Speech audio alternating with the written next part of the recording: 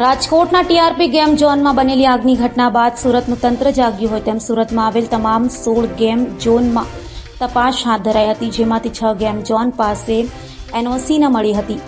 Game ઝોનમાં તપાસ માટે સુરત મનપા, સુરત પોલીસ અને કલેક્ટરની ટીમો દ્વારા તપાસ કરવામાં આવી હતી. રાજકોટમાં આજે ગેમ ઝોનમાં આગની ઘટનામાં અનેક લોકોએ જીવ ગુમાવ્યો છે, ત્યારે હવે સુરત પોલીસ અને સુરત પાલિકાના અધિકારીઓ દ્વારા તપાસ શરૂ કરાઈ છે. સુરતમાં આવેલા 16 જેટલા ગેમ ઝોન અંગે એક કમિટીની રચના કરીને તપાસ કરાઈ હતી. સુરત ફાયર ચીફ ઓફિસર અને અન્ય અધિકારીઓ દ્વારા મીટિંગ યોજી ટીમ બનાવી તમામ ગેમ ઝોનમાં તપાસ કરાઈ હતી.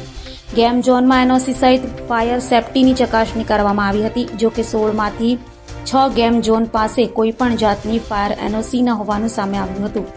ગેમ ઝોનમાં ફાયર સેફટીના સાધનોની પણ કાશણી કરાઈ હતી. ગેમ ઝોનમાં તમામ રમતના સાધનો ઇલેક્ટ્રિક હોય છે, જેને લઈ બાળકોને રમવાની વસ્તુ પણ ફાઇબરની હોય અને છત પર થર્મોકોલની સીટ લગાવાઈ હોય, જેથી ન કરે નારાયણ આગ લાગે ત્યારે આગ ભયાવહ બને છે.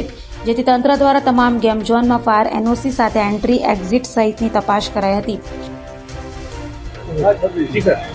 કઈ જગ્યા પર સોનું ચેકિંગ માટે કઈ રીતે આખી ટીમ? મારું નામ એસડી ધોબી છે, રાંદેર ઝોનનો incharge deputy chief fire officer છું.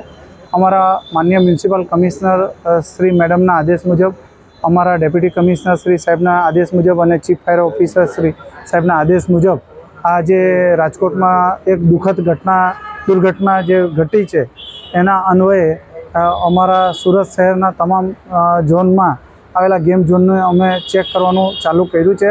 આદેશ અન્વયે અમને જ્યાં જ્યાં ખામી જણાઈ આવે છે તો એને અમે જે હેલ્થનું છે, આપણા ફાયરનું છે અને જનરલ ચેકલિસ્ટ બનાવવામાં આવેલી, અને એમાં જે અપૂર્તતા છે તો એમને અમે નોટિસ આપીએ છીએ, સીલ કરીએ છીએ. આજે કઈ જગ્યા પર અત્યારે ઊભા છો અને ત્યાં અહીંયા શું સ્થિતિ દેખાય? હાલમાં આપણે રાંદેર રોડ ખાતે ડીએમ ગેમ ઝોન આવેલી છે, શ્રી દેવી ગેમ ઝોન કહેવામાં આવે, શ્રીરામ પેટ્રોલ પંપની સામે છે. હાલમાં અમારા તરફથી ફાયરની સિસ્ટમો ચેક કરવામાં આવી છે. જ્યાં જે ખામીઓ જણાઈ આવેથી અમે અત્યારે ખામી જણાયેથી અમે સીલની કાર્યવાહી કરીશું. સાહેબ, આવી ઘટનાઓ બને છે રાજકોટ જેવી, ત્યારબાદ કેમ તંત્ર આવી તપાસ માટે જાગે છે? નહીં, આ અગાઉ પણ કાર્યવાહી તો ચાલુ જ હોય છે, પણ જેમ ઉપરથી અમને આદેશ મળે એ પ્રમાણે પણ અમારે કાર્યવાહી કરતા હોય છે. સાહેબ, ઘટના થાય ત્યારે જ ઉપરથી આદેશ આવે એનું કારણ? નહીં, એવું નથી.